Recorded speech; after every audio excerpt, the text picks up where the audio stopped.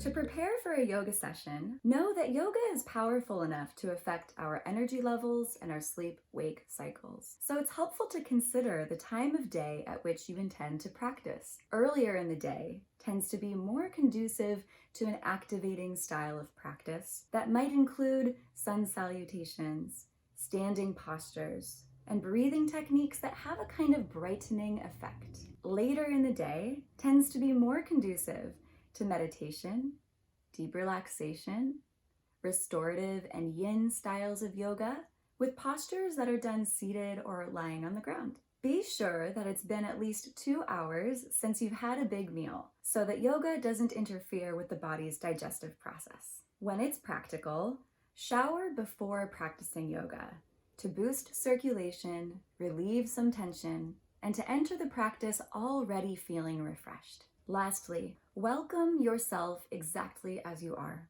in body and mind. And know that whatever comes up for you in yoga, from tension to emotion to judgments in the mind, it can all be integrated into the practice and support you in feeling the way that you want to feel.